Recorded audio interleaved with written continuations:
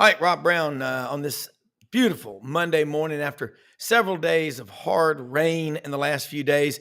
Brendan Martin in the studio down in what's Ocala, in your Florida. coffee this morning? That's what I Yeah, want to know. What is I in have your none. coffee? We ran out of creamer and Irish coffee, Irish cream as well. So we will be making a stop to Costco today to get. You guys some, don't DoorDash out there in the middle of the woods? No, not in parking. No, we're 7 miles north of Interstate I-40, as they say in the country. But we're 30 minutes from downtown. We'll be there and have to get some more. But hey, I want to say hello to Maury Gaston, William Halliday listening. They'll be joining David Housel, sports writer, SID legend, emeritus, sports writer and editor emeritus of the Auburn Plainsman, from the back booth at Chappie's restaurant there in Auburn, which is a pretty distinguished circle of great minds that join David Housel every morning for breakfast. So they're there this morning. Cheryl Chambers is going to be listening at the desk. David Aquadro, the milkman. Listen, we're going to have a show soon, Brendan, about wrestling. Not wrestling, but wrestling. David Aquadro is known as the milkman. He does the distribution for the milk for the whole Mid-South for all the schools and everything. He always has great wrestling trivia from Lance Russell and Dave Brown in the mornings. You wait a minute. I'm getting sick and tired of you coming out here every week talking about Jerry Lawler and those guys. And that was real stuff, though, by the way. That was real. If you don't think wrestling's real, then you need to get some help. Mitch You're not Davis American. Checking. No, you're un-American. Mitch Davis will join us here in just a moment of the MitchDavisShow.com. Doug Dean, AU Dose Birmingham, checks in as well. And he's going to talk about what's going on with the Big Ten, the SEC. This is a big story. You better pay attention to it, because when the SEC and the Big Ten do anything, it is national news. And I always like to say it, those events are like tectonic plates on the San Andreas Fault. You pick your fault. But it's going to be big news.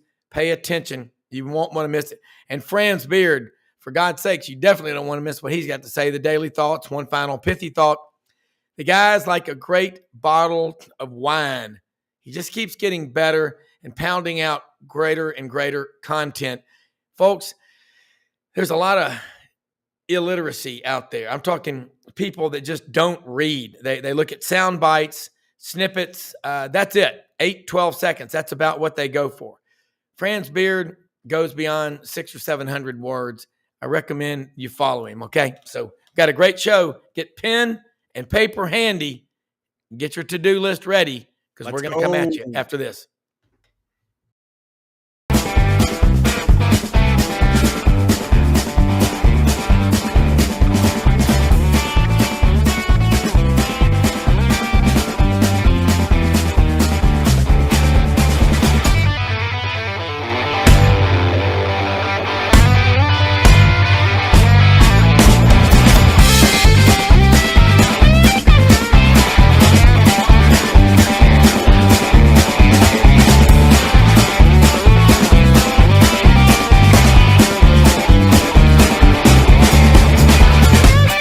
Sidelines with Rob Browne. Talk sporty to me.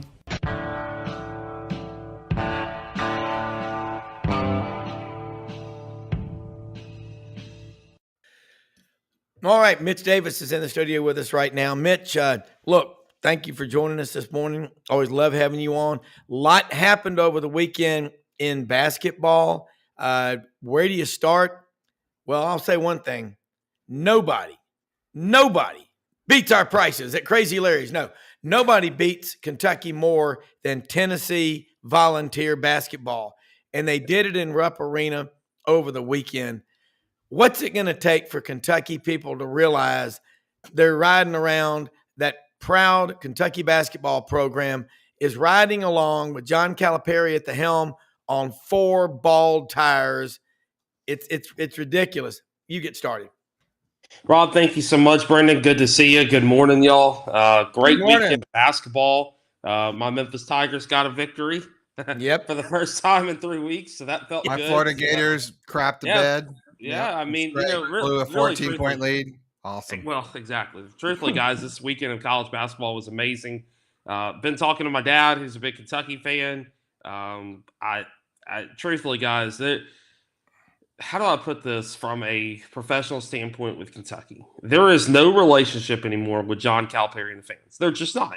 Coach Cal decided that he was too good for the fans Saturday after the loss to Tennessee. Decided he did not want to come out to the kind of the post-game show with the fans and sign autographs with the kids and do his interview with Tom Leach. Instead, he sent Orlando Antigua, an assistant coach, for University of Kentucky.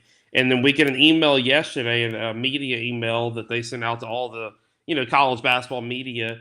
Normally, hey, Coach Cal is going to be made available Monday. If they play on Tuesday, it's going to be Monday. If it's play on Wednesday, they'll be on Tuesday. Hey, Coach Cal will be available, this time on Monday. Well, we got the email yesterday, and Coach Cal is not going to be made available.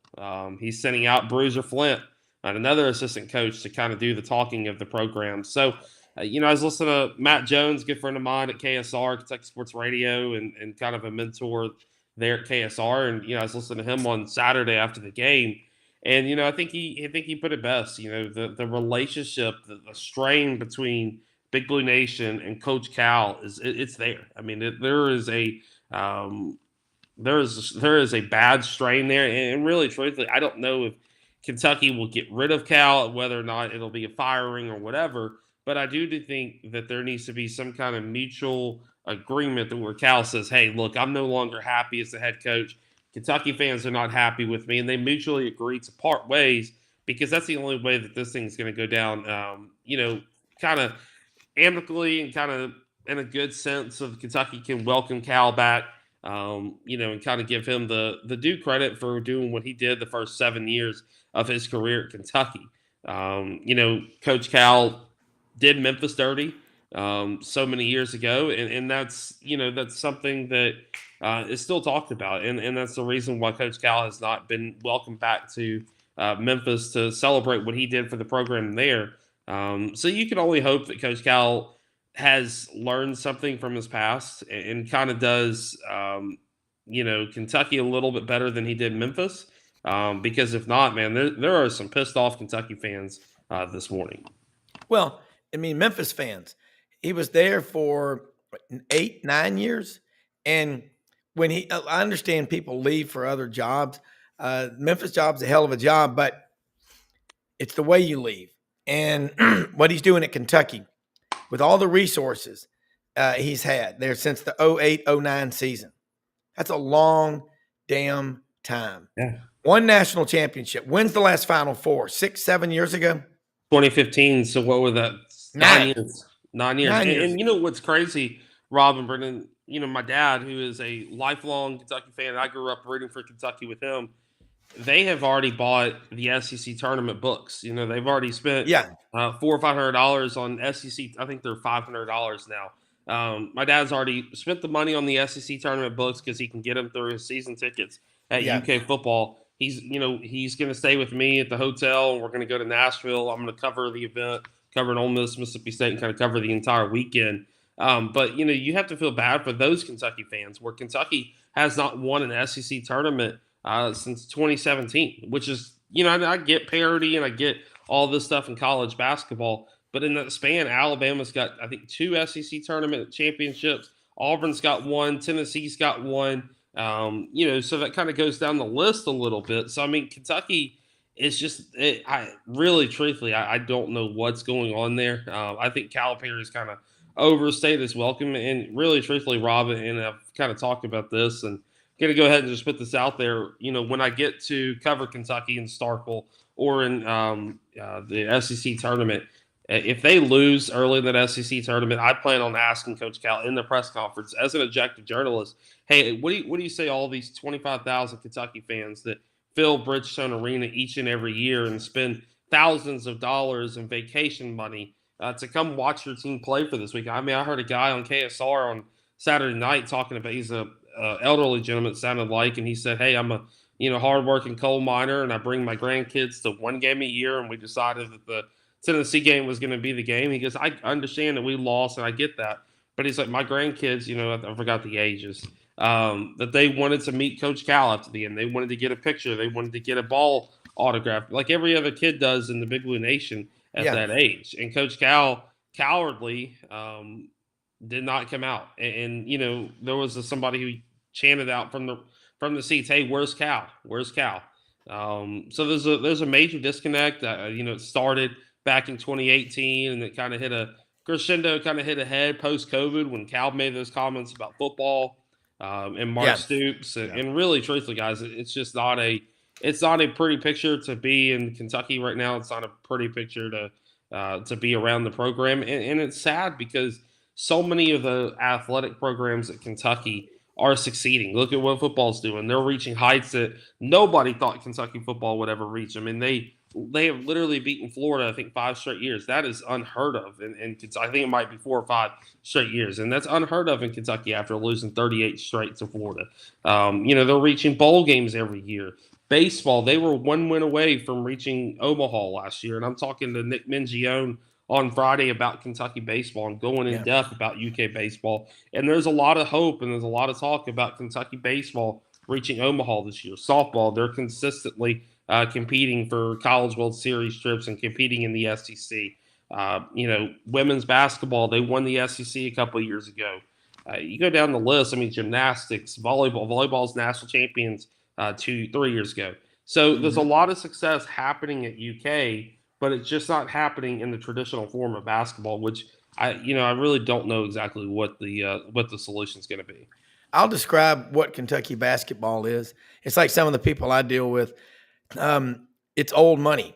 The first generation employs, the second enjoys, and the third destroys 95% of the time because they don't make their kids work. Now, they want it to be better than it was when they were struggling to build a business. Kentucky basketball is burned out on Cal. He's not going to succeed there. I don't give a damn how many speeches he has about we're going to turn it around. And you're right. Do people feel sorry for people that are Kentucky fans? Hell no, they don't. Not other SEC fan bases. But if you're just looking at it objectively, you're not a fellow conference member who's had your ass kicked by them for decades. No, you don't. But for the Kentucky fans themselves, they're good people. They want that program to be successful. How do you think Auburn people feel what they've been subjected to the last 3 years?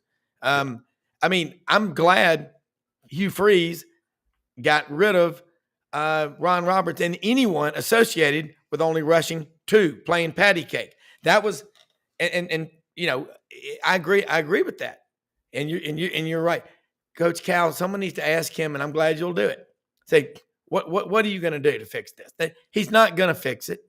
And when you guarantee somebody $80 million, ask anyone that spent any time around Jimbo Fisher at A&M.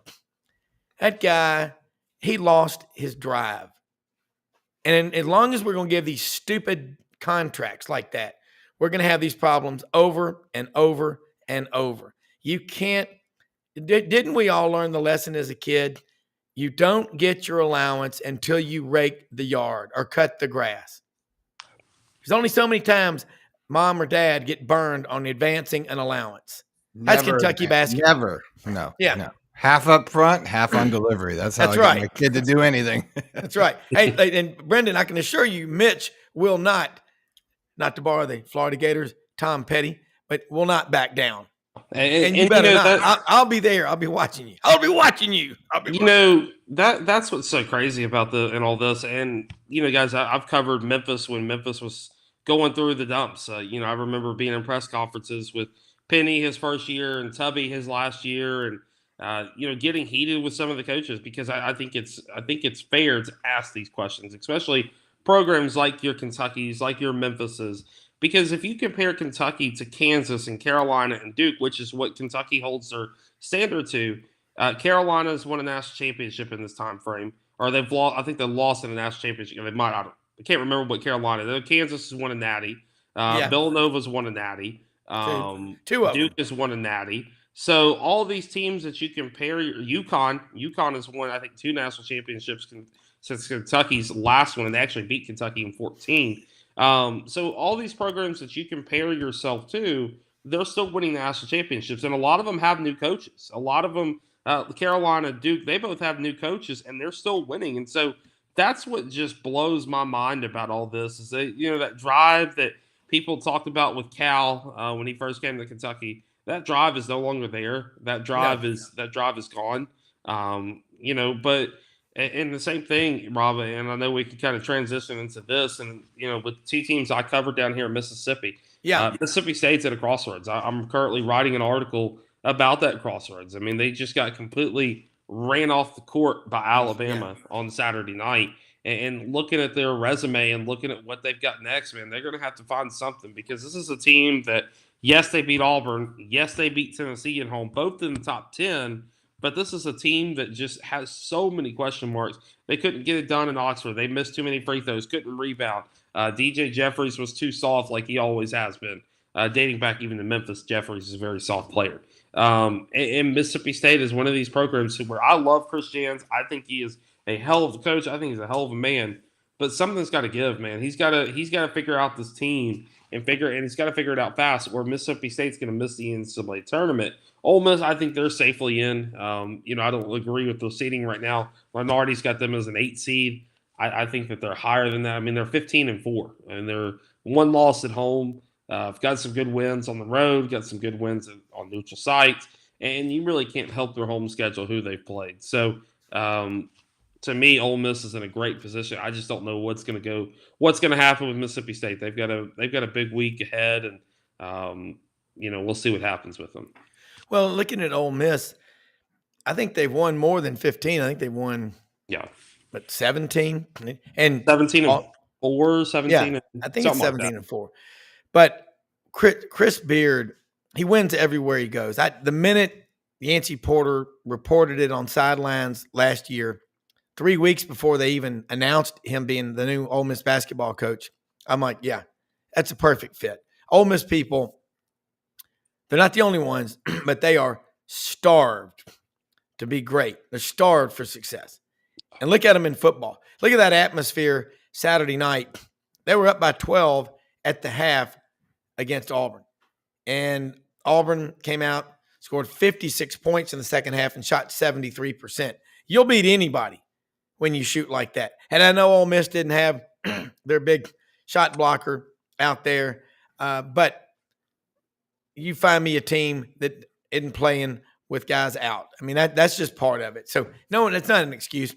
Chris Beard is going to make Ole Miss basketball relevant. I mean, I'm talking big time. He's got way more resources and talent than he had at Texas Tech, and he got them in the national championship. It's almost as if Bruce Pearl has a thing that, albeit for the missed double dribble by those blind officials in the Final Four. But again, if Auburn would have taken care of business earlier in the game, remember they didn't hit a shot for the first 5 minutes of the second half.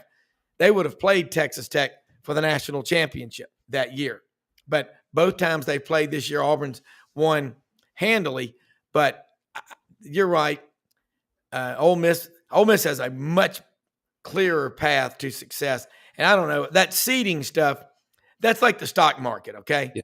Every day at 3 o'clock, 3:05 p.m. Central, the Dow Jones Industrial Average closes, the final bell.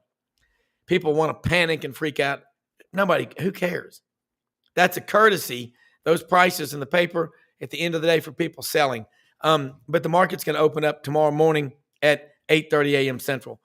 That daily bracketology, who's in, who's out, is crazy. All right, let's look at another one. I want to get your thoughts on Arkansas. What in the hell? Look, we're hearing all kind of rumors. Brendan knows it. I know it. You know it. Everybody knows it. As Dudley Dawson said, and I respect him, he's part of our team, hogville.net, I don't traffic in rumors. I'll just say this. I've heard for a while their locker room was fractured. Is Musselman going to be able to fix that mess? And will he stay? And I'm sure other schools are coming after him now. He's a hell of a coach. And Arkansas has great tradition in basketball. So what I've heard, and I've got a couple people inside, the program that I trust and trust in the coaching search thing. I've heard that Musselman is looking to get out because, how do I put this without just absolutely saying this. Arkansas is behind in resources compared to the rest of the SEC. They have some NIL, they have some money, but it's not what everybody else is having. It's not, Arkansas basketball is unable to compete with Tennessee basketball right now. They're just not. They don't have Arkansas is not a very economic state. They don't have a whole lot of natural resources that get shipped out. They got more natural resources than any state other than West Virginia in America. I mean, think about it. That's why the Rockefellers, they sent one Rockefeller to West Virginia, where he became a senator, and Wynn Rockefeller to Arkansas because they have bauxite for aluminum, oil, natural gas. That's what gives us Jerry Jones. And they've got Stevens, the largest investment bank in America, off Wall Street, worth over $7 billion. They got that. And I know what you're saying. People think it's a small state, but Mississippi's a small state. But you know how much money Ole Miss just raised for academics? $1.5 billion. And $500 million for athletics. So Arkansas doesn't have that, and they are so behind everybody else and literally everything. The facilities, Bud Walton's nice, but it's not up to the level of the Pavilion or Neville Arena or the new Coleman Coliseum that's supposed to be coming out here shortly. The renovations to Rupp Arena, Thompson Bowling, or what is it called now? The Food Giant Center or whatever. So I'm still going to call it Thompson Bowling. Food City. Yeah, Food City. And then the renovations to the O-Dome down in Florida, what they did down there. Now that's called something else. I will always call it. Brendan, what did they do to the O-Dome?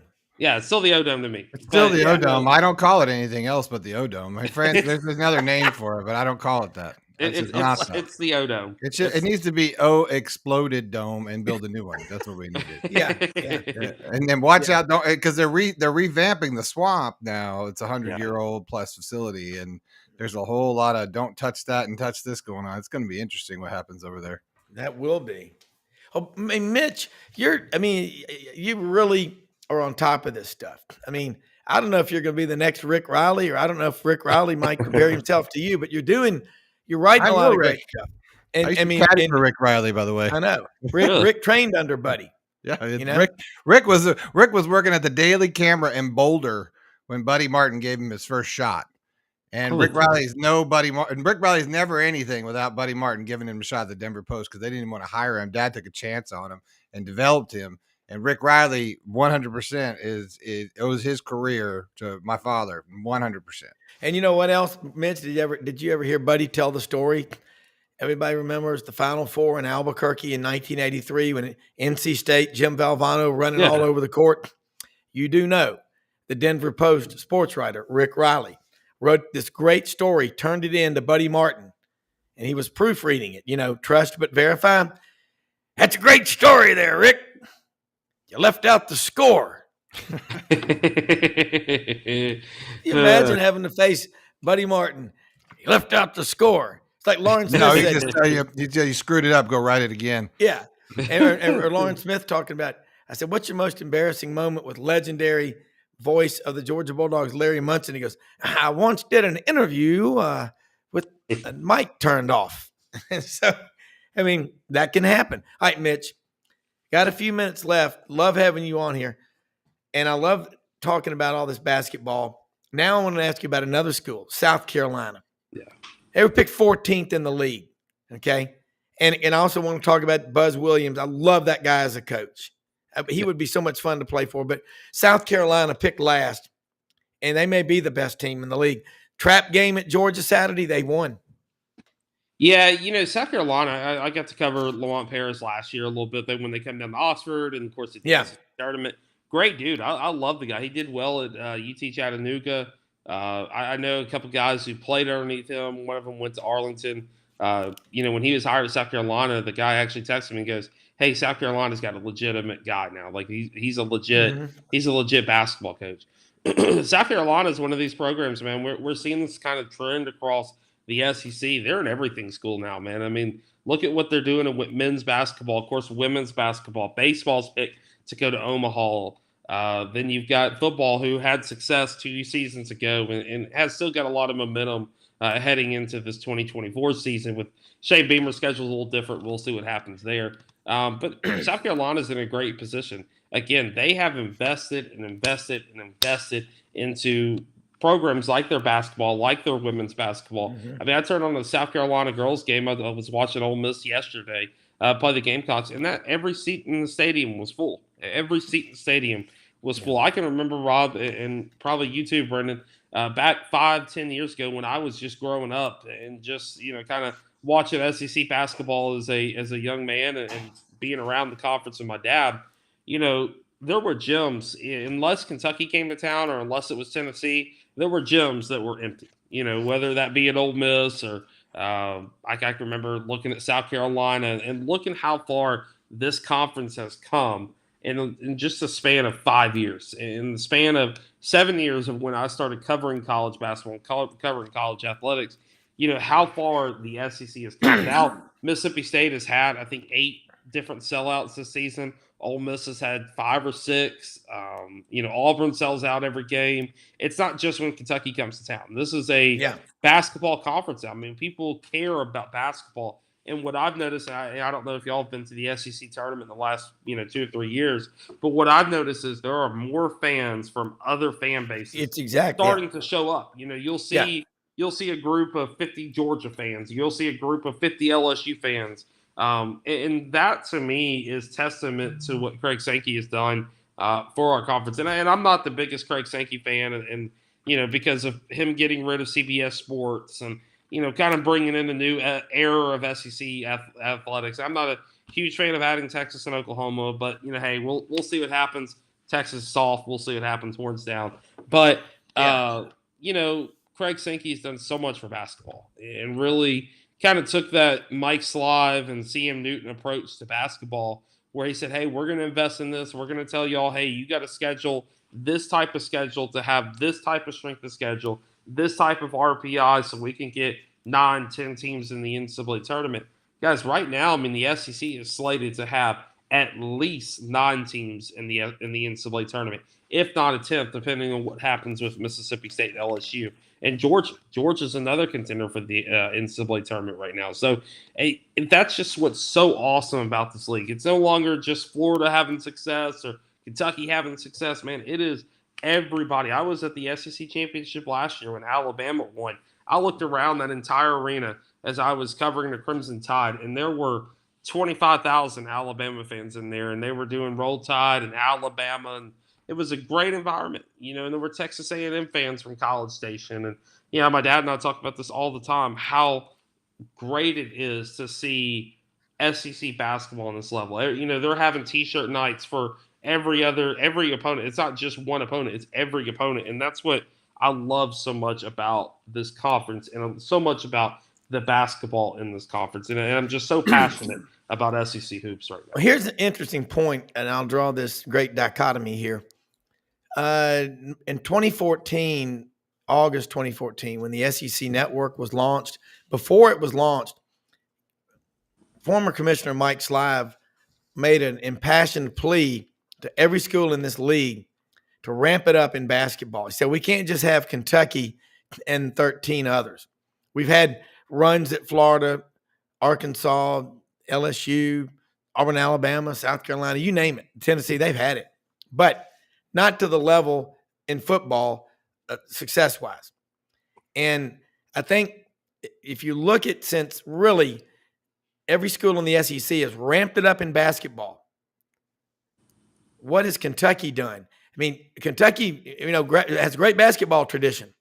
But now that everybody else in the SEC is committing resources and recruiting like that, what is Kentucky doing? They got punched in the face and they're not responding. And that's why their fans are mad as hell. Tradition is great. It never graduates, but they're not responding when everybody else in the league in the last 3 years, Auburn or Alabama have won the SEC. It's kind of got if Kentucky wants it to change, they got to change, I guess. That's something that Cal and I noticed this when I was watching Memphis. I mean, my grandparents and my uncle them had season tickets, and I went to almost every Memphis game when he was at Memphis State. Cal refuses to change. He is one of these guys that, hey, it's going to be his way or it's the highway. Like there is no in between with Coach Cal. Yeah. And really, truthfully, yes, he did a lot at Memphis, and yes, he's done a lot at Kentucky. But when you look at the amount of talent he turns over to the NBA, he really hasn't done much. I mean, he's gotten one Final Four with Memphis and made it to the national championship. Poor coaching cost Memphis the national championship against Kansas in 2008. And then Kentucky, I mean, he's had, 4 Final Fours, but he's got 7 NBA All-Stars competing this week or a couple weeks in Indianapolis. And yet he's only got 1 national championship and none since 2012. Yeah. So, yes, he's won a national championship, and yes, he's a Hall of Fame coach, but has he really done that much? I mean, and that's the question a lot of people are asking now. Yeah, it is true. Look, Mitch, I know you got to get rolling to Super Banker, put your cape on. Let people know how they can follow you, because you do outstanding work. Love the topics that you brought up today. And I'm going to the tournament this year. We're going to be in Nashville at Bridgestone Arena, so we'll be teaming up, doing some fun stuff. So let's go, baby. We will definitely be doing it, but let them know how they can follow you, because you're worth following. Rob, Brendan, thank y'all for having me on. Rob, I am pumped. I'm buying you a round of shots of Kentucky bourbon while we get in Nashville. Brendan, come join us. Come have fun with us. We're going to be partying. So, I don't drink. Kidding. I'm just fucking. Then I'll buy you a cigar or whatever. He's kidding. Like, I'm drinking right now. Yeah. No, it's going to be an awesome event up there. But Mitch, you got a great podcast, and you put stuff out, and you're not afraid to voice an opinion, and you don't take other people's work and give yourself credit for it. So that's a big deal. Yeah, and themitchdavisshow.com, Mitch Davis _8 on Twitter, and the podcast is on Apple, SoundCloud, I think Spotify. Just type in the Mitch Davis Show, hit it to Hoover. I will say this, Rob, I take a lot of pride in my work. I might not produce content each and every day because I've got a full-time job, but I also like to be original. I like to have original thoughts. I'm not one of these guys that turns out content like 24/7 does each and every second, because I feel like if you overlook, they got a full staff, Yeah, I don't have a full staff, and I feel like if you saturate the market, people get kind of tired of hearing the same thing over and over. So I'll take a lot of pride. I'll I usually average 2 articles a week. One on Tuesday and one usually on Friday. Of course, podcasts on Fridays. So again, I really appreciate y'all having me on. Y'all have a wonderful day, and I will holler at y'all. We'll play in the party in Nashville, baby. Let's rock. Go. We're gonna have fun. I promise you that. Take care, Mitch. I'll holler at y'all. Hey, look, let me say something about one of our sponsors, the Vitamin Shop, as Nigel calls it, the Vitamin Shop. January 29th through February 11th, Redcon 1, buy one, get one free. Isopure, 20% off. Clean Simple Eats, 20% off. All month, January 29th to January 22nd, the Vitamin Shop, buy one, get one, 50, okay? 5338 Goodman Road, Olive Branch, Mississippi, open Monday through Saturday, 9:30 a.m., 8 p.m., Sundays, 10:30 a.m., 7 p.m. New location opens in Oxford, Mississippi, home of the Ole Miss Rebels, February 12th.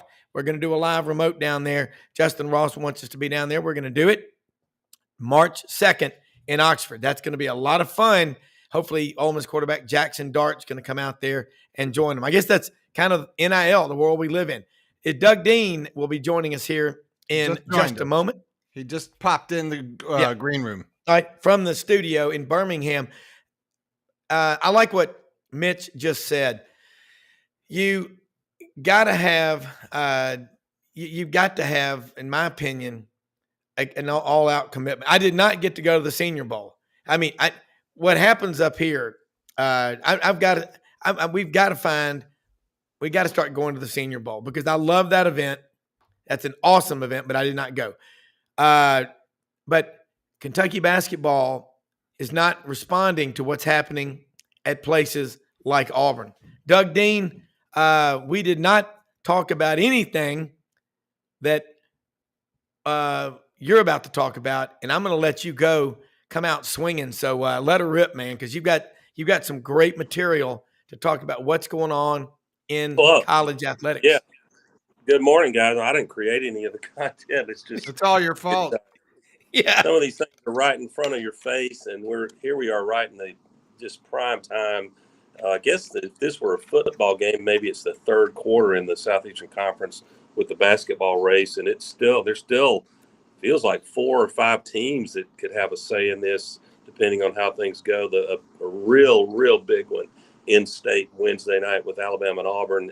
Glad it's in the Neville Arena when Auburn tries to take on, did you know this, Rob, the highest scoring team in the country, the Crimson Tide. But what's right in front of all of us and interesting, I'll try to get through the 30-minute segment with my voice holding up. It was given out on me Saturday. But Commissioner Sankey and Petiti from the Big Ten have formed this advisory group of the two conferences, to the two power conferences, the two big money conferences as we sit, TV revenue in particular. And what I think is so historic and impressive about that is that there was a lot of divide and conquer. There was resentment arguably between the Big Ten prior leadership, and the back and forth between fans that might have made it politically incorrect for two thoughtful, highly educated, strategically thinking commissioners like these two to sit down in a room, have a steak dinner together, and say, listen, if we can identify our mutual interest, if not indeed the interest of all the Power Five programs that are going to survive this cannibalism that recently occurred with realignment, with the big loser at this point being, I guess, the Pac-12 that's on the verge of extinction. But I think it's impressive that they're spending some quality time this week. I don't think it was in any way triggered by Michigan finally taking down Darth Vader, and so now it's okay to meet. I think that Sankey and Petiti were, if I'm pronouncing that right, were in conversations well before the 14 playoff. But I think when you can align power like that and give it a big voice, it gives you a far better opportunity to reason with speaking of nearly extinct bodies, governance bodies, the NCAA, that I think is going to go down in flames ultimately with these lawsuits, including Tennessee Vols. I, for one, am cheering on the Tennessee Vols and that litigation for reasons we can talk about another show. But I just think this is a historic collaboration. It bodes well for the possibility ultimately of a commissioner of big-time college football. I'll shut up and let both you gentlemen react with what meaning, what will they mostly focus on? I have my own idea. What's the top of the agenda for these two power brokers that get together this week? Well, the best part about it is they're getting together. And you've got the competency. I mean, the Big Ten sometimes is so arrogant and so full of its own press clippings and their own BS. They don't listen to other people. This is a good sign that we don't want to see college athletics become pro sports. And again, I'm against anything that makes college sports more like pro sports. Right now, we just got no rules, no guidance, and the NCAA is out there kind of like Niedermeyer in the movie Animal House at the end of the movie when chaos was going. Everything's okay. Everything's under control. Remain calm. Yeah, remain calm. Remain calm. And that's where we are. I really believe, and you know this, Doug, and you know it, Brendan, you can't just get upset and be mad about something unless you've got to have solutions. Right. And solutions are, we have some structure. You're never going to win the argument denying people the right to earn a living. But just like with people in pre-med or pre-law, they can't practice medicine or practice the law until they graduate from law school or medical school. You've got student athletes coming in. They're not in high school. Missouri starts paying them their senior year if they're in-state kids. And other states don't allow that. What we've always had that does work is uniformity. Socialism doesn't work. I mean, you can't sit there and say every school has to have the same amount of money. That's not right. But as far as rules about what you can pay players, there's got to be structure. And I'm glad this is going on, Doug, and I want to hear more about it. Well, my response is similar to what echoes more of what you all are saying, but I guess my perspective on it is somebody's got to do something, right? I don't mean to keep it simple, stupid, but in the end of the day, nobody's doing anything. And not one school can take a run at the NCAA and win. Like Tennessee can't take them on and win or whatever. It has to be a collective to make a difference. And, I think what I like the most about it is that we're seeing the collective of people get together as two conferences rather than seeing the players trying to unionize and sort of like, make this entire, because that's going to make things a big mess. And I'm not trying to be against all that. I'm just saying, you think it's a mess now, then we start going to the players union, and it's going to, because that's going to be run by agents and everyone but the player. And that will make things even worse. So I think it's smart to have this happen now because you got the money.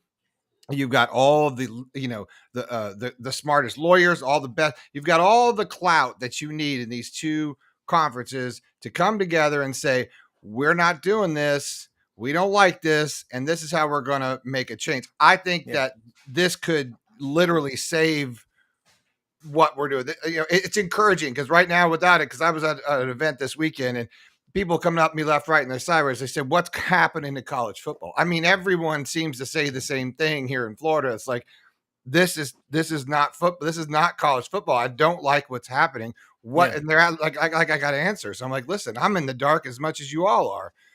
So the short answer is, I think I'm glad to see this happens. I just hope that they're not excluding everybody else because it's a really, an all-in-one conversation. That would be my only, thing about it. Couldn't agree more. I think there are moments for a guy like Sankey. I know more about Greg Sankey than I do the Big Ten commissioner in terms of their profile and their style and how they run their conferences. There's a time and place to be greedy and go after the best conceivable TV deal you can. That's the interest you're representing. But to me, this advisory group, they would be well advised, Sankey and Petitti, they'd be well advised to whatever they craft, that it has what's the right word? It has the gravitas of, and I'm probably going to sound silly using this analogy, of the kind of work that the founding fathers did. Can we create a constitution, a platform, a premise for how college football in this new era can work? Because there's widespread agreement right now that it's still a great product. We all still can't look away on a Saturday to watch college football or go to games. At the same time, that you can't talk to anyone who say everything's working perfectly now. Yeah. It was not working perfectly before NIL and transfer portal as we know it, because without naming names, there was a pretty widespread belief that 4 or 5 college football programs got most favored nation treatment, selective enforcement from Mark Emmert's NCAA. I'll stand by that going to my grave, and I'm glad it's gone. But now what I would love to see, and your guest, I think he's an attorney by trade. Was it Jack Turner Saturday? Yeah, Jack. Yeah. Yes. He added a lot to the conversation.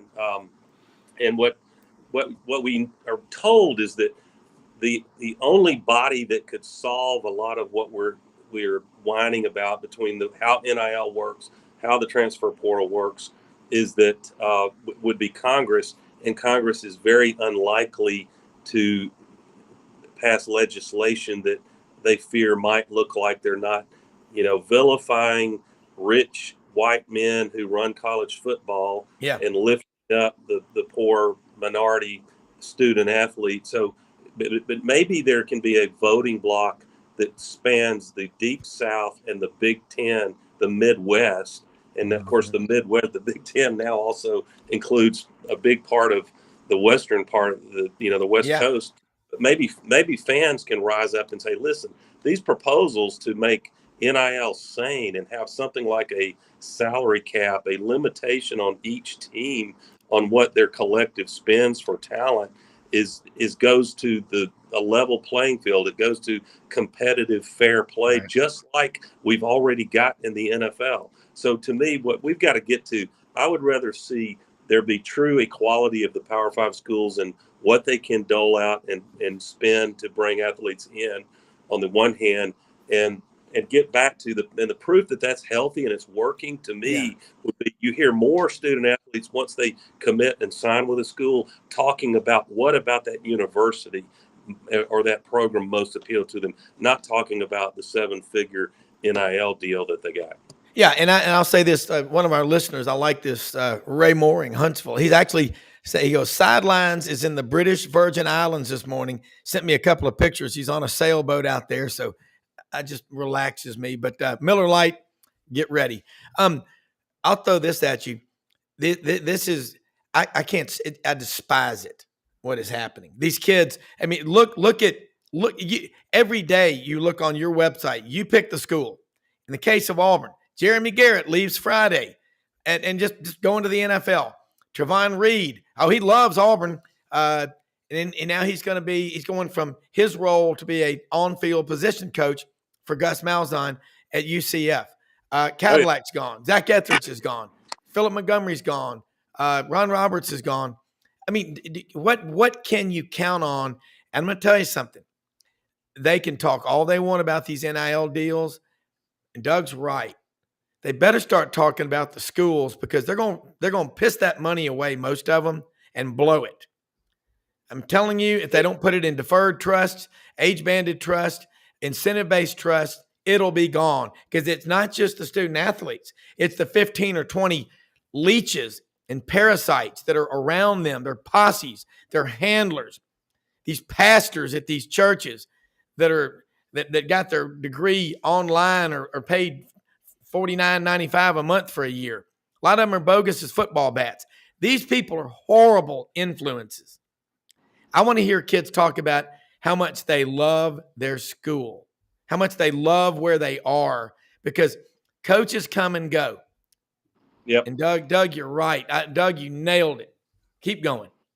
Well, and look, I'm probably overstating, because like everyone else, I desperately want to see some visionary action. It's almost like the powers that be in college football, including NCAA, are sitting back and just letting this happen to them, hoping that it all fixes itself. But what we need are some adults in the room. Sankey's up to the task. I think so is the Big Ten commissioner and others. I think they're, some of the other Big 12 and what remains of the other conference, ACC, they can step forward and be powerful voices. So what you need with Congress is for them to feel like, I've given up on SCOTUS. They're going to rule in favor of the athletes, and I kind of get that in terms of antitrust law.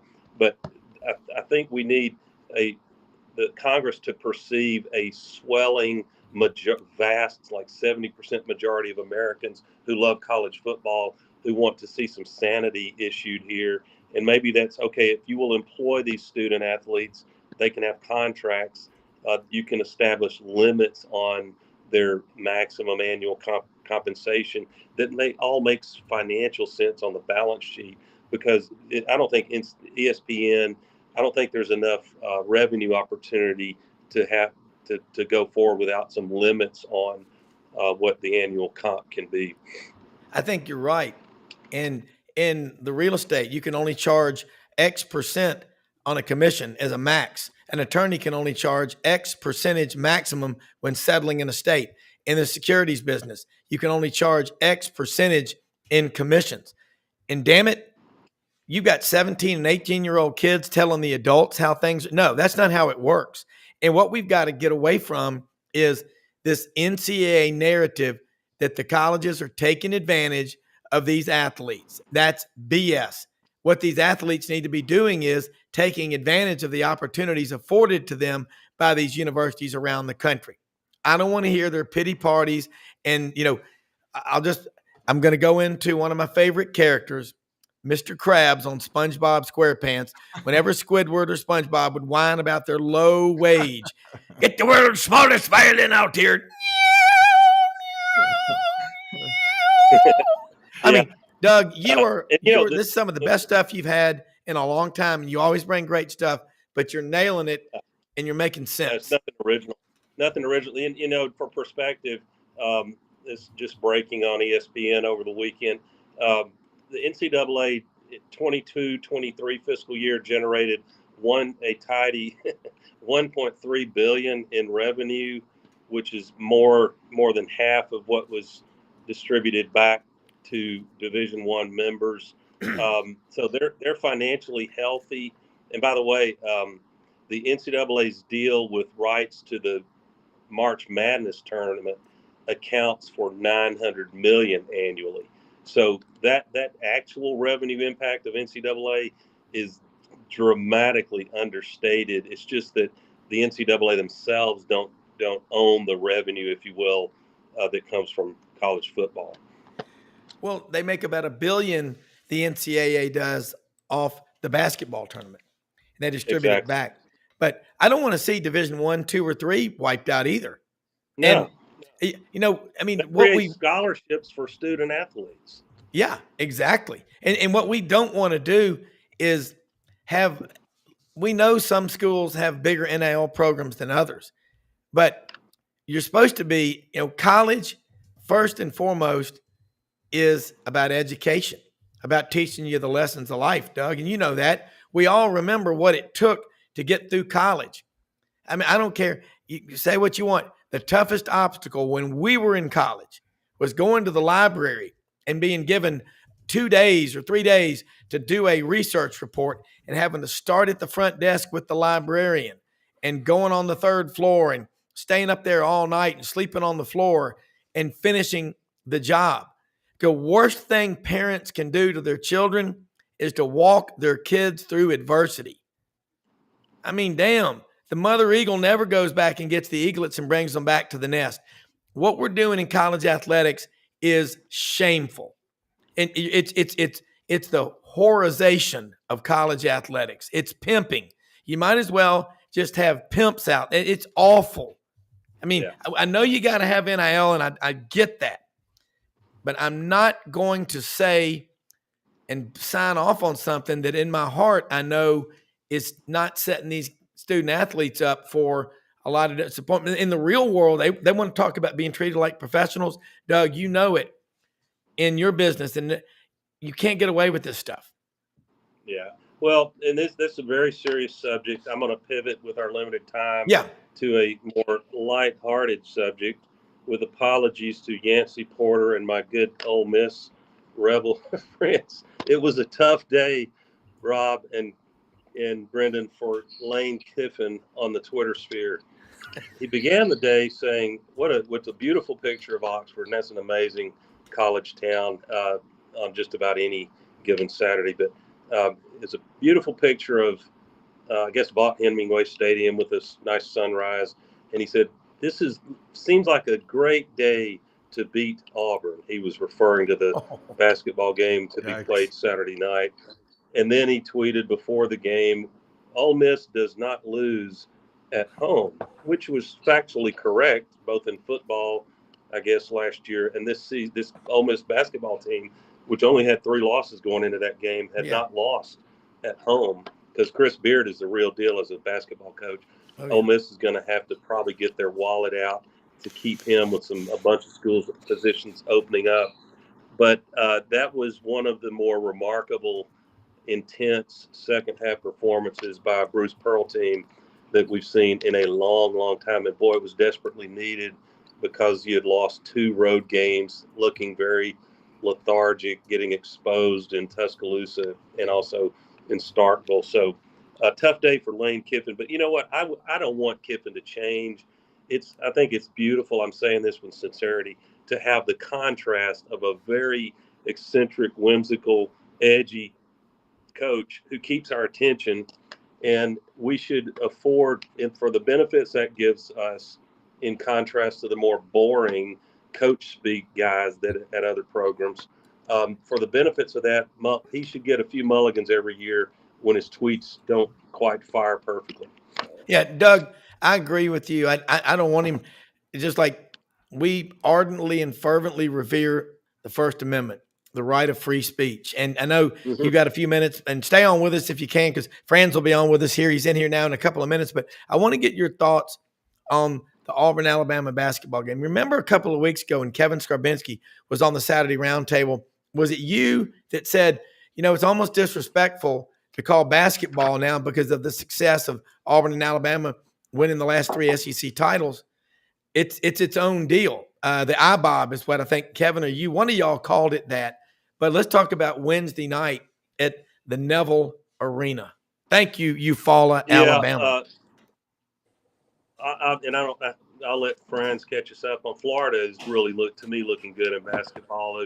None of us are going to win every game. The road games are tough, but I like what I see from Florida. But speaking of Auburn and Alabama, we're in February, and they are playing this Wednesday night, 6 p.m. ESPN2, I think, in the Neville Arena, one of the toughest places, not just in the SEC, but if you listen to the so-called experts, increasingly one of the toughest places in all of college basketball to go and play. And I like that it's not an 8 p.m. tip. Just about any fan from any zip code can get there if they want to. It'll be packed. It'll be insane. There is no love between these two teams and programs. There's respect. I think there's respect between the two coaches, which may be progress over the years. But Alabama comes in as the highest scoring team in the U.S. Auburn showed the ability to defend and guard second half Saturday night against a very good Ole Miss team. Speaking of tough places to play, Ole Miss is a challenging arena to go in. Mm-hmm. That's the reason they were undefeated before Saturday night. So can Auburn guard these guys? Nate Oates is a mathematician by background, and he figured out, he wasn't the first, but he was one of the early pioneers to figure out the math of the three-point shot. And it's not just, the math is not, how can we get to shooting 45 or 50% on threes? No, it's about volume. How can we design our offense and our talent to get kickouts and increase the number, and it goes to, second chance shots, get higher volume of three-point shots, so that if you're shooting, if you can still maintain, say, 35% on your threes, that's a lot of points. And you put enormous pressure on the other team to come out and guard those three-point shooters, which is all five of their kids, which is going to open things up in the middle. And that's why their guard Mark Sears has had such a tremendous year. He is hard to deal with when he's driving the lane. So, but here's my interesting key for Auburn Wednesday night. Got to score some points, got to make shots and have a decent three-point clip to stay with Alabama. But I think it's all about defense. Something's got to give. Can Auburn's defense hold? I'm going to surprise you. The player that I think they need to hold under his average, this kid Nelson, who's their big, that's really come on and played some great post play. If you have to start collapsing defenders on him, he knows that, and his job is to kick out to the three-point shooters. You don't want that. So whoever's guarding him, Broome or Cardwell, or by committee, they're going to have to really frustrate him and not let him post up inside and score double digits, which he did at Tuscaloosa for Auburn, to lose a close one. I'm not forecasting a win Wednesday night. Alabama's very good, but I think after that, the confidence that comes out of that second half in Oxford, I think you will see a different team from start to finish this Wednesday night. Will it be good enough? That's why we'll all tune in. Well, what's crazy, Doug, is the rankings of Alabama. I mean, they're low 20, 24, 20. I mean, that's insane. They're playing great basketball, as is South Carolina, and Auburn's playing pretty good basketball too. Stay with us if you can, man. My friends, Tennessee's probably the best team. Who? Tennessee? Yeah, sorry I walked. I just wanted to footnote, because I'm only talking Auburn, Alabama. I still think Tennessee's the odds-on favorite to finish first when it's all said and done. So tell Audrey I said that. But they get Auburn in Knoxville, I think the final game of the season. So, and I'm not saying Auburn will be still in contention at that point. Auburn has a very tough stretch the next 6 games. Yeah. I mean, before we go to Franz, I want to throw in a couple of comments by one of our viewers, and I love this guy. He's right. Student athletes need to love their school, go to class, so they can keep their grades up, so they can stay eligible. When was the last time you heard of someone being academically ineligible or having trouble with their grades? I mean, this has been a great discussion, and Doug, you people need to be reading your writing. It's great stuff. Franz, jump in here with us on this basketball conversation, back with what Doug was saying. Well, let me start with just this part about the comment just then. I wrote today about the late, great Bill Carr, who was Florida's athletic director. Mm-hmm. And let me recount, I called him the last Boy Scout, and I called him that years ago. I mean, not years ago, a couple years ago. And let me read you a couple things he said. He says, because he was a strong advocate of the amateur status of athletes. He says, you come to school, you make friends for life, and you learn all about life. You play a sport that teaches you competition and bonds you with teammates, coaches, and your school. It makes you a better person. Winning and losing prepares you for life because that's the way things work in the real world. You experience success, you deal with failure.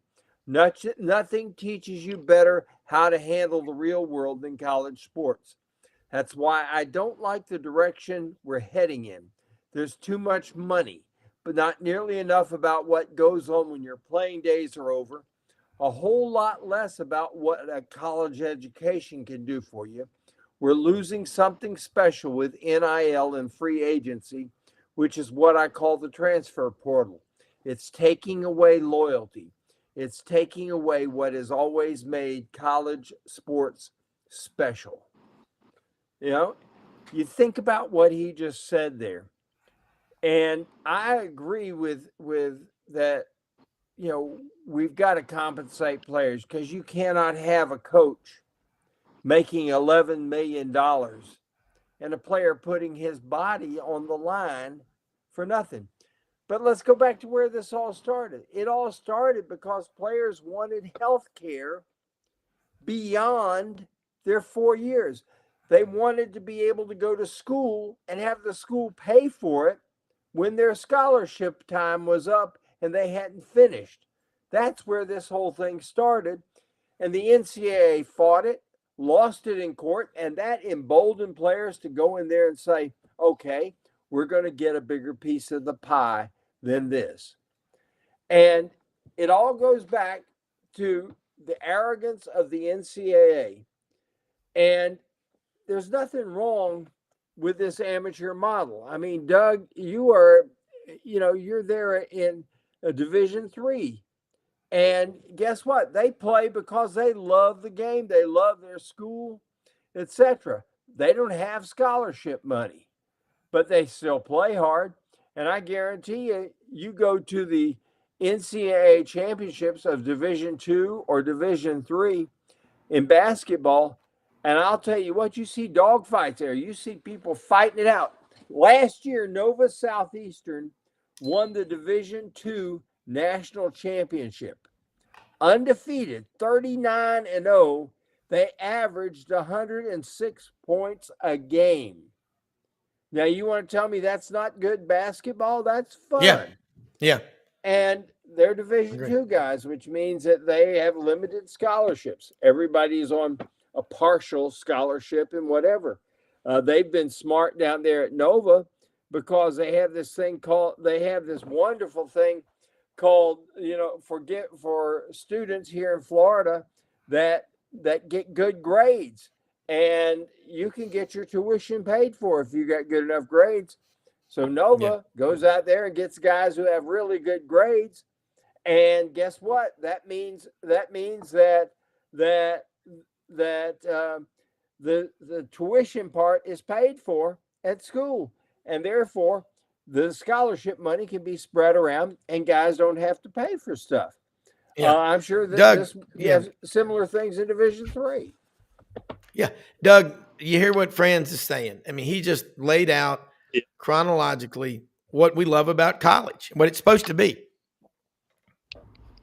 Yeah, he's right. And, Franz will know I'm not saying this critically because I think I probably enjoy Franz.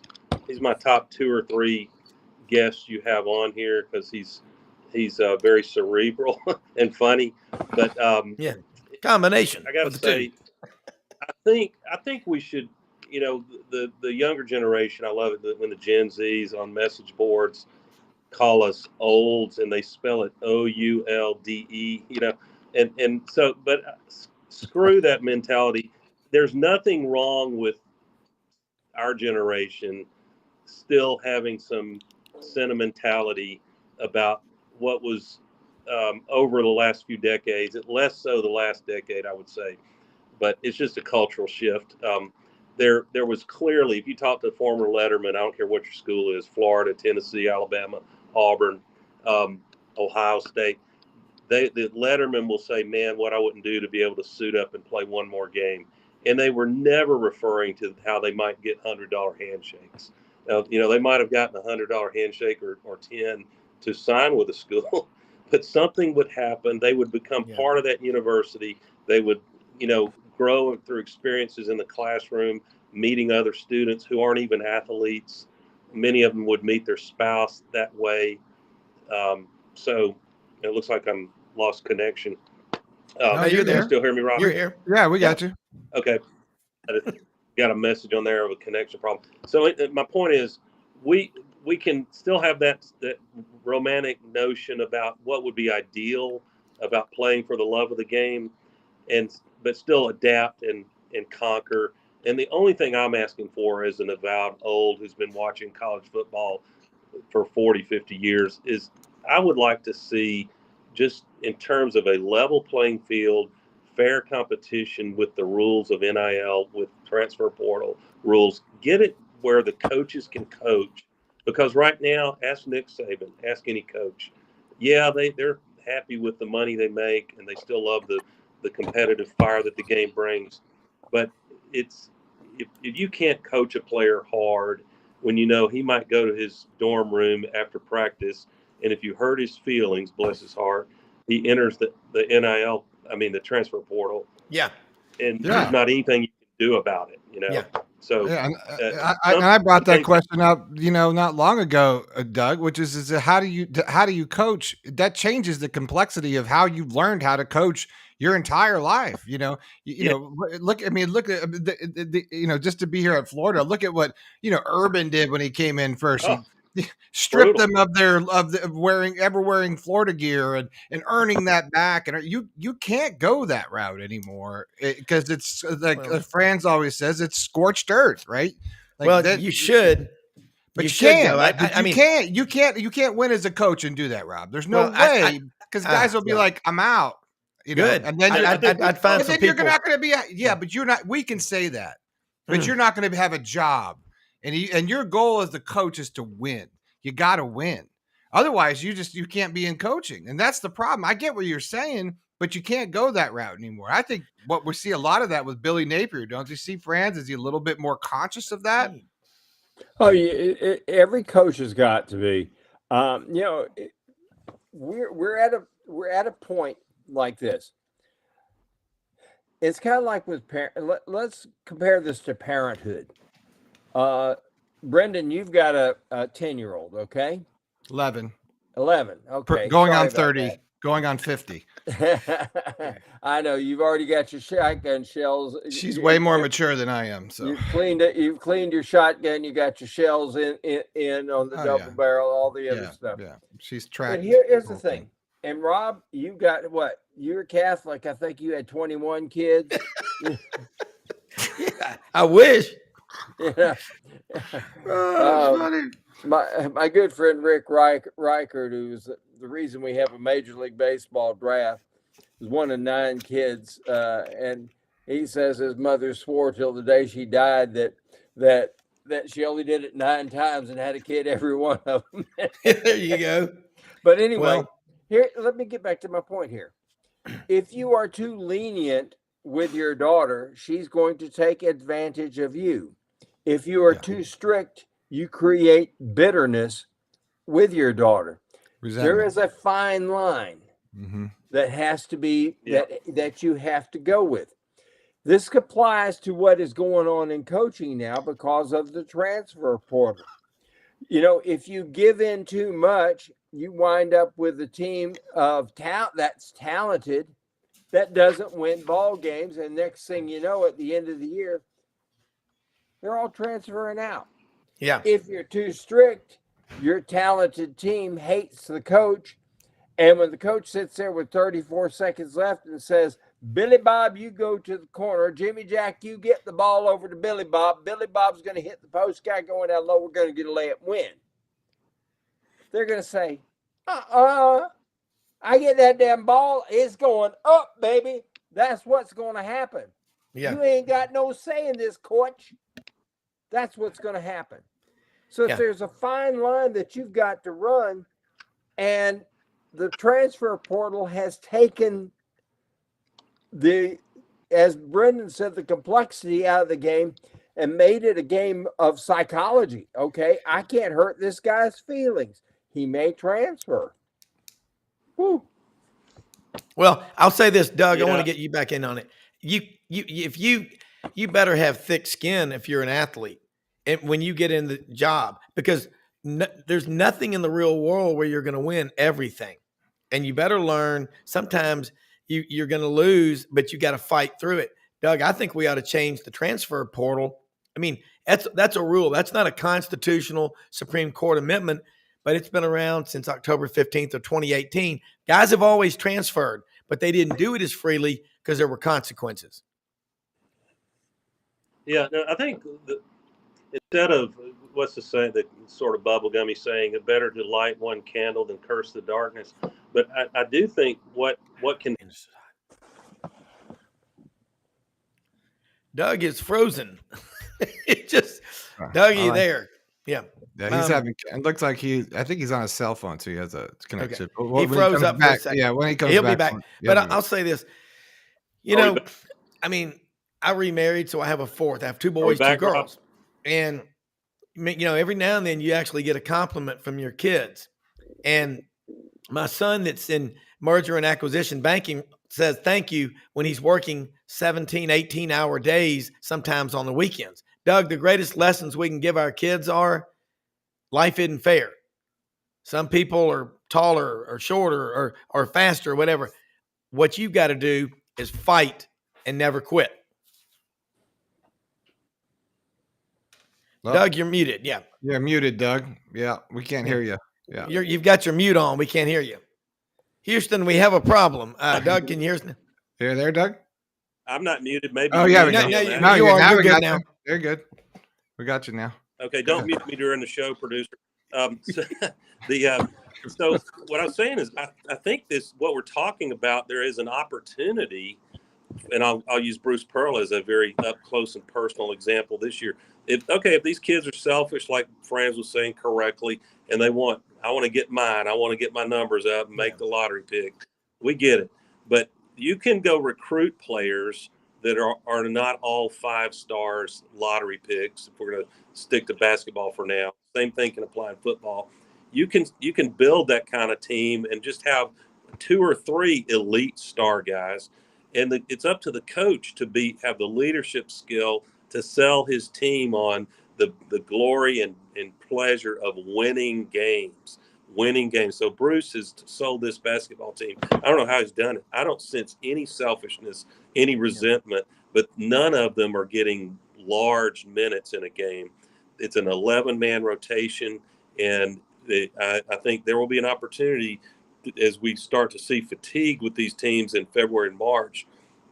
Bruce will be able to put to the test, does being rested and having our legs give us an advantage late season? So can a coach sell a team on that? Sell a team on letting me coach you hard. It's going to get you to the NFL.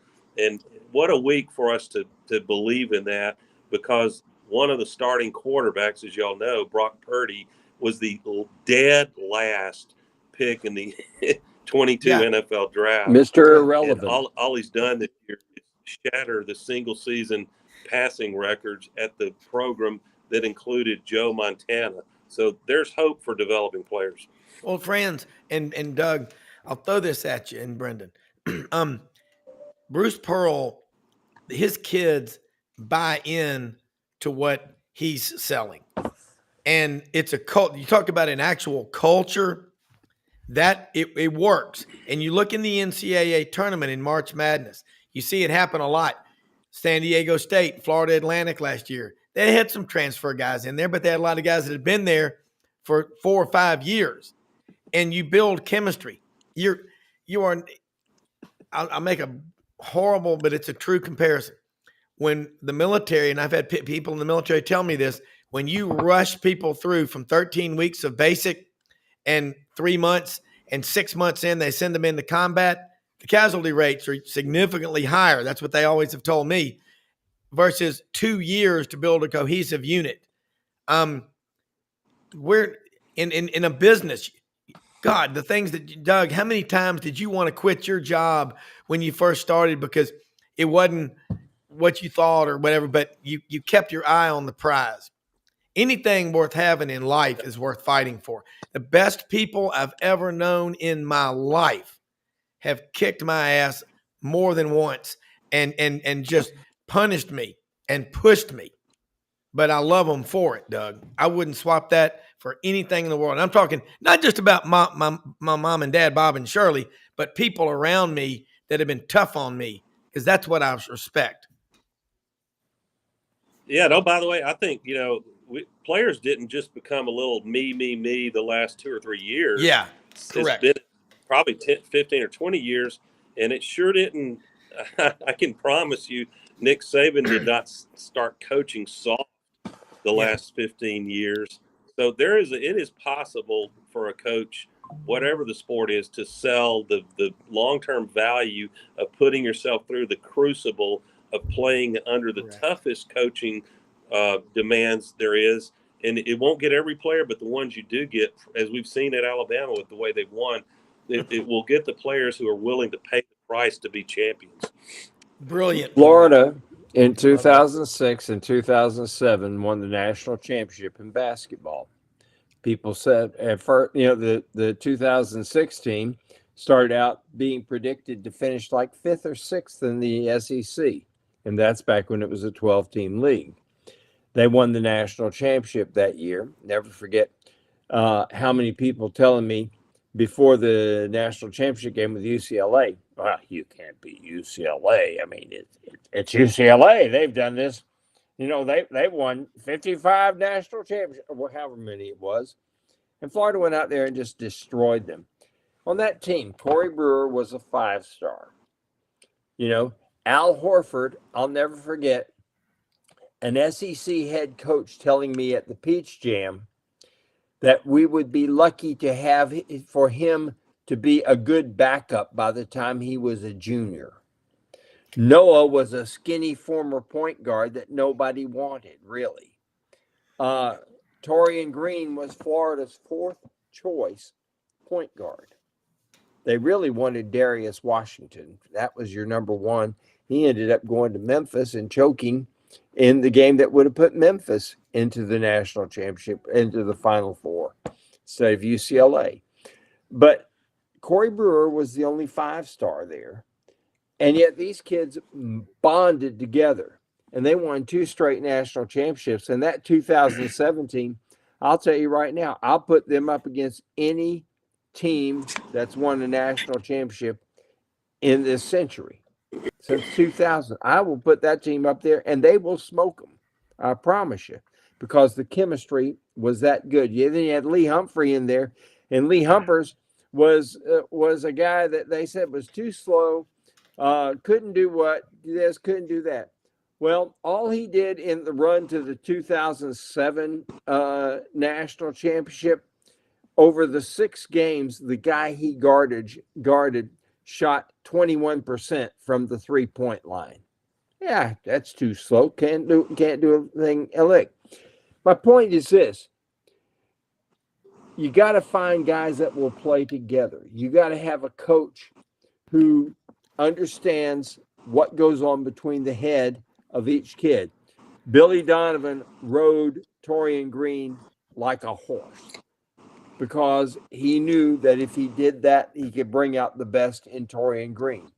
He let Noah come lay down on his sofa, feet propped up, head on a pillow with his hands by his head, and talk for an hour about how Bob Marley was influencing how he thought about politics, and on and on and on like this. He understood that Corey Brewer's dad had diabetes, and Corey Brewer, when he would go home, would get on the trash route. His dad owned a trash business there up in Tennessee, Portland, Tennessee. And Corey would go out there and work 18 hours with his dad, picking up trash.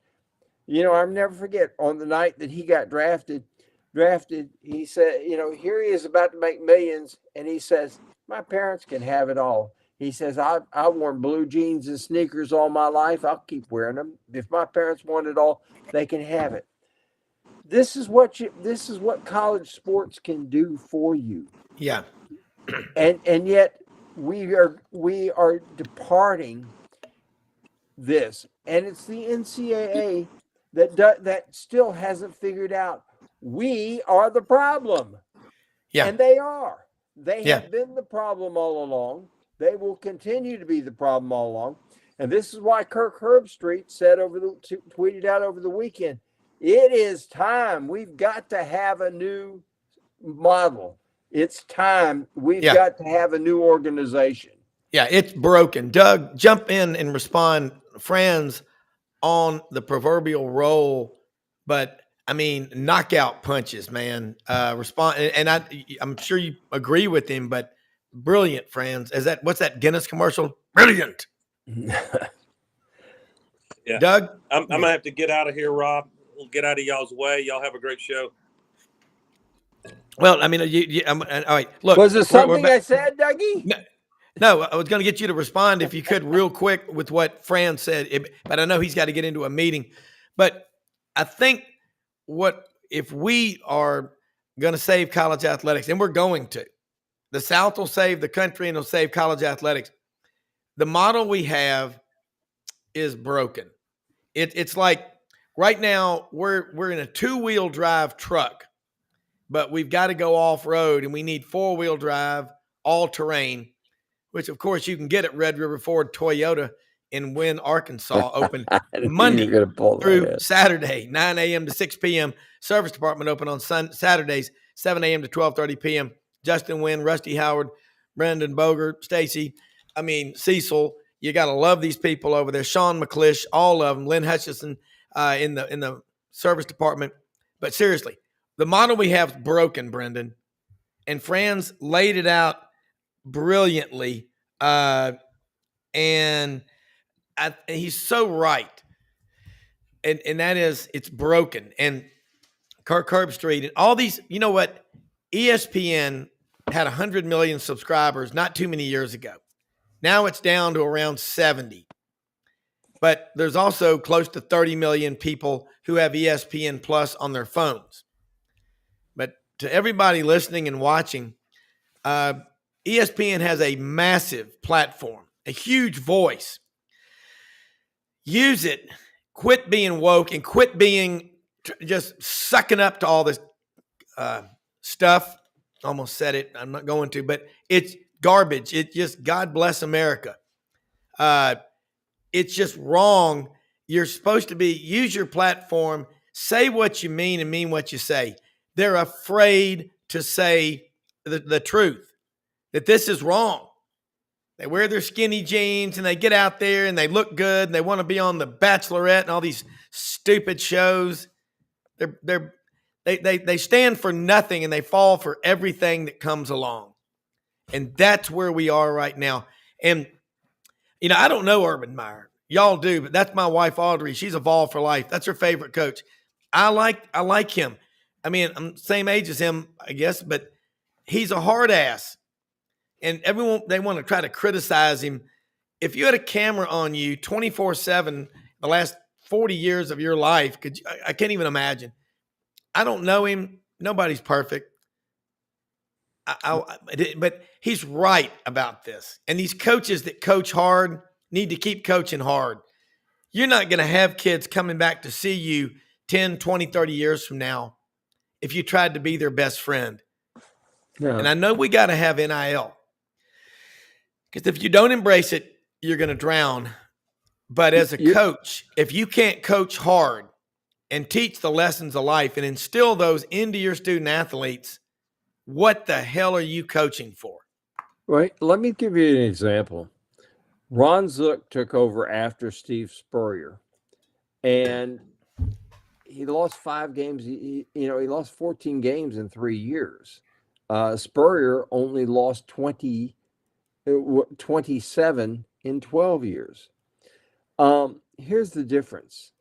And then Urban Meyer comes along, and after 2 years, he's got 20 former Zook players who are his starters out of 22 on a national championship team. I wrote about this, and I said, Ron Zook tried to be everybody's buddy. And you cannot be. I can be your friend if I'm a coach. I cannot be your buddy.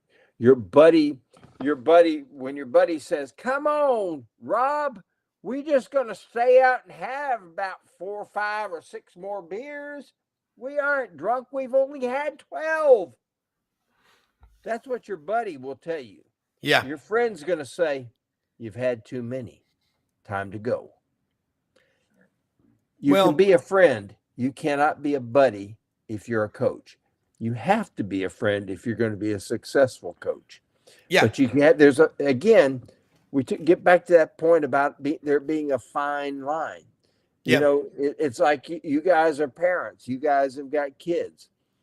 There's a fine line between being harsh and being, this is the real world, and I'm telling you the way it's going to be. You know, this is it. Too hard, too soft, or down the middle, knowing when to give in and when to take away. And that's what coaching is coaching is a glorified parenthood. In football, yes, correct. 85 in football, you now have 85 sons. Yeah. Okay. Plus walk-ons. In basketball, you've got 13. Yeah. And you have to excel at parenthood to be a good coach anymore. Yeah. Yeah. Friends, I totally agree with you. And I was going to say, we just got a few minutes before we'll wrap it up, but everyone, look out there among all of us and everybody listening and watching on this show, and think about the people that have influenced you and mentored you through life. I mean, I mentioned people like David Housel, Buddy Davidson, and Maury Gaston, Phil Thompson, different people, my parents, coaches, whatever, because they were tough on you. They were like, look, you may hate me now because I'm hard, but I'm trying to prepare you for life. And none of these kids that are just quitting, just transferred, JT Daniels, where is he now? 4th, 5th school? It's a joke. That kid's going to be unhireable.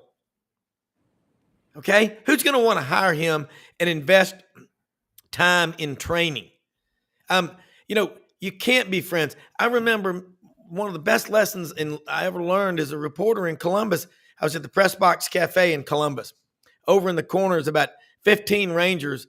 I knew those guys from covering them as a TV reporter from the 3rd Ranger Battalion.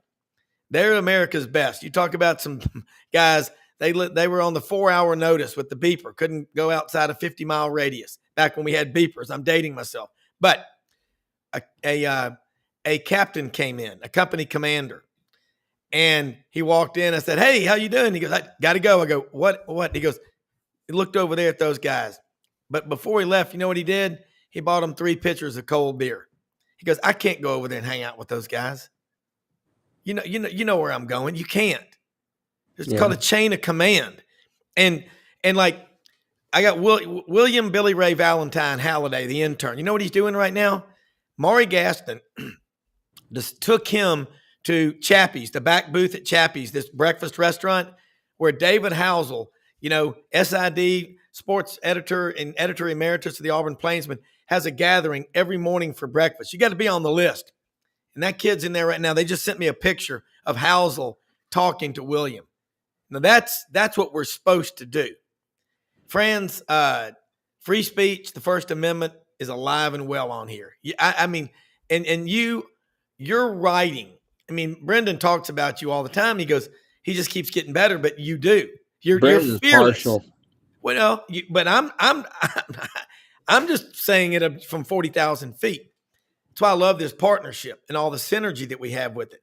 And you know what you don't get on most of the national news, the national media and whatever? You don't get the truth. These guys are so afraid of offending someone. I don't care. I'm going to say what I believe, and I'm going to say what I believe is right. Now, you've got the right to respond, but we've got to have a commissioner, be it Rick Neuheisel, Nick Saban, whoever it is. We need somebody, Urban Meyer, some alpha male to take that role who will not cave at criticism. Sorry, I'm on a roll. This is going to be this is going to be the real test, because this advisory group that was formed by the SEC and the Big Ten. Now, let's be honest. Greg Sankey did not need Andy Petitti and the Big Ten to come in. Did not. But by bringing them in, he kneecapped the NCAA, and the NCAA now has zero leverage. The rest of college sports have zero leverage because the Big Ten and the SEC could go right now to the networks and say, look, we're seceding, we're forming this super conference, and we're going to have playoffs. It's going to be just like the NFL. Yeah. Do you think that the networks wouldn't be throwing money at them hand over fist? They would. Yeah. The rest, what they've done now is they've said, okay, the ACC, the rest of them, bring your hat in hand and make sure you got knee pads, because you're going to be down on your knees begging us. That's what they've done. But it's, again, why are they doing it? They do it because the NCAA has pushed them into a corner. Correct. And, you think about what's that old saying about, you don't want to push a bear into a corner, or a tiger into a corner, because at that point in time, they will indeed fight back. Well, we've been pushed into a corner, and the NCAA, in its infinite wisdom, has done this. Look at this. You had Walter Byers ruled by fear. Everybody was scared to death of Walter Byers. Then you follow him up with, who is it, Cedric Dempsey, who couldn't run a convenience store. And you follow him up by Miles Brand, who couldn't be the assistant manager to Cedric Dempsey at the failed convenience store. And then you get Mark Emmert, and I have no idea what he could do, other than the fact he was a college president, which meant he spent more time in school than the rest of us. That's all it means to be a college president. And now you've got this guy. Now you've got this idiot, and he is an absolute idiot. Yeah, good old Uncle Charlie. Yeah. It's a mess. Look, we've run out of time. Unbelievable stuff, friends, and stay with us afterwards, Brendan, if we can. After we go off the air, if Franz, stay on here with us, because we're going to go over some stuff. This is great conversation, and Doug Dean had some technical problems. We lost him there at the end. Unbelievable. Mitch Davis, free speech, man, alive and well. Most often we see the face of Christ in the least among us. We live in the greatest country in the history of the world. Thanks to all of our listeners, sponsors, viewers. And remember, get out and support our sponsors. They're all there, like Tom Martin's Body Shop, Gateway Tire and Service Center, Hewlett & Dunn Boot and Clothing Company up on the historic square in Collierville, Tennessee. Get out there, open Monday through Saturday, 10 a.m., 6 p.m., over 7,000 pairs of boots. And they're the second largest Filson dealer in the Southeast. They've got everything you want, HewlettandDunn.com. But got another great show lined up for tomorrow, Brendan. So we'll say we are out of here. See you then. Take care.